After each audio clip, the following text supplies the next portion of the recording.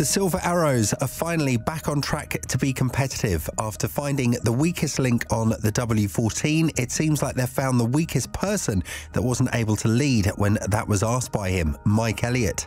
With Elliott himself admitting that he wasn't ready to step up to the biggest technical role that there is in the team, Allison's return to his old new position means one thing: new parts are coming along with the new design of the W14. Join us as we go through the fully revised version of the W14 to see whether or not that would make the Silver Arrows immediate championship contenders from Imola onwards. Plot twist: they're not waiting until Imola to bring new parts that synergize with the new design.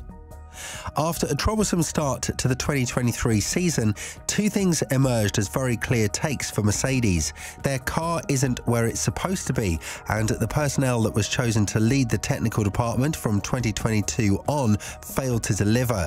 Again, do not perceive me as the Mercedes hater, I'm just stating the obvious, something that even Elliott himself had the guts to state. He isn't good enough for the job, and he would be much better doing his old role in Mercedes.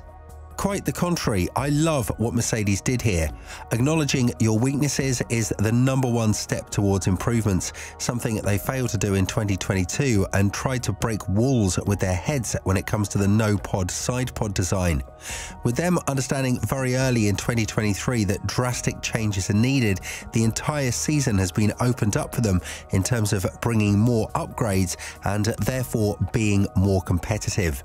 The first step was bringing back Allison from the America Cup, something that he'd focused on in the previous year, but ever since he was brought back to the team, it was clear that he couldn't just sit sidelined and offer his expert advice. After all, he was the designer of the W11, one of the best cars that the F1 world has been blessed with. So how are you going to keep a mind that can easily be compared to Newey in times like this on the bench of your team? Enough about me talking about his work. That has been proven in the past. A new challenge arises now for Allison and Mercedes, making the W14 competitive and therefore keeping Hamilton at bay in the future. It's evident that the 7-time world champion could be a lot happier with how the car acts and performs in 2023, as he's voiced his displeasure multiple times in just 3 races throughout the campaign.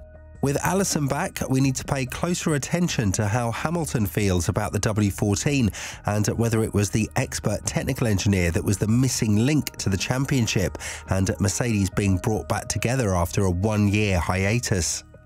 The good news for all Mercedes fans out there is that it seems like Mercedes isn't stopping in finding more and more gains from the W14. Obviously, they're going to be quiet about it until the time comes, but the fact that they're bringing upgrades to the parts that are yet to be synergized with the new design of the W14 in Imola way earlier in Baku goes to show they mean business this time. George Russell has spoken about what should be expected from Mercedes in the upcoming race in Azerbaijan, one that will include a sprint race and one that, with a bit of luck, can bring a lot of points to the Silver Arrows, even prior to their huge package coming in Imola. When talking about this matter, the young Briton said that he doesn't pay too much attention to the news related to this team, and then he went on to add, "But big changes are incoming. Naturally, you can't get things brought that quickly to the car, but I think in due course we'll see some big changes, and hopefully the lap times represent that." Furthermore, he went on to emphasize the massive gains that the Silver Arrows were able to notch in the simulator, saying that the upgrades had been tested there. As he continued to elaborate, "Yeah, I mean, we're working really hard at the moment with these changes. I won't give too much away, and we need to make sure they work as expected. But as we've said a number of times, we're probably finding more gains in the past 2 or 3 weeks than we have found over the whole winter by clearly developing in the wrong window. So it's definitely heading in the right direction." We've been constantly hearing these statements about Mercedes headed in the right direction, but what does that exactly mean for the Silver Arrows? One thing that they're looking to upgrade in Baku is the rear suspension, one of the weakest links of the W14 due to the fact that the car is very front-end limited and the rear downforce is severely lacking, as pointed out by the 7-time world champion.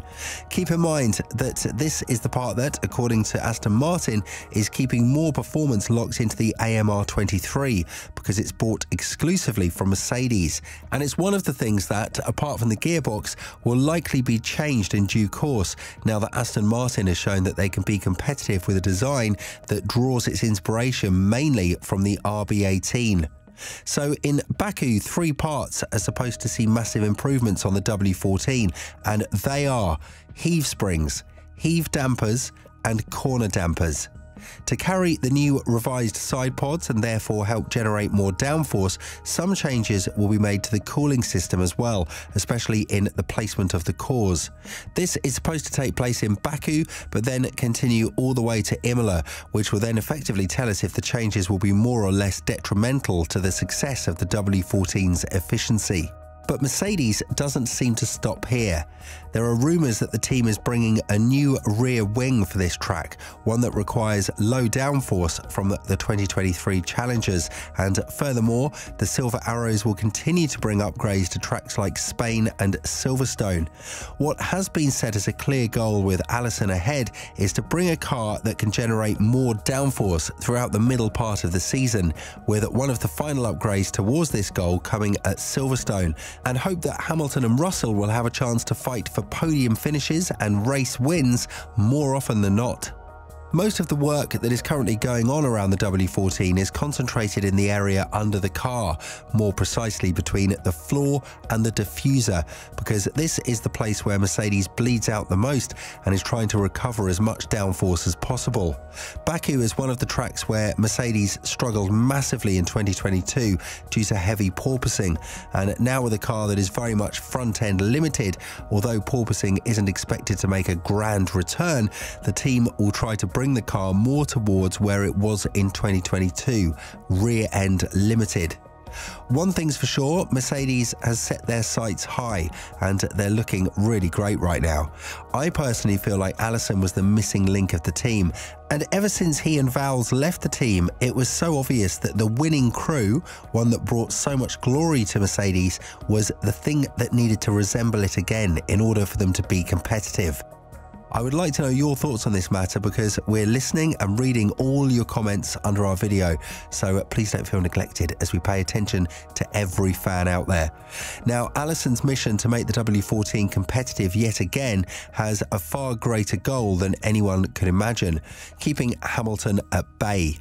With everything that's been going on in 2023, Mercedes are now under a huge threat that they'll lose one of the biggest assets that they've had in the past 10 years, Lewis Hamilton. He's been the leader of the 7 consecutive titles that have been brought to the Brackley-based squad from 2014 to 2020, with the Briton only losing once to his teammate Rosberg in 2016. And although Russell shows a huge promise to be one of the greatest, if given the right car, it's far too premature to compare his talent with what Hamilton has done for the team and generally for the sport. That's why it's very important to see whether the new changes made to the W14 will keep Hamilton happy, because he's been the more vocal driver about the car's preferences. It's definitely going to be an interesting season, and now that racing is finally back, we can't wait to see what Mercedes has in store for us, as we hope that the RB19 can be dethroned for once and we can have an interesting season ahead. What do you think about the new upgrades that are being brought to Baku?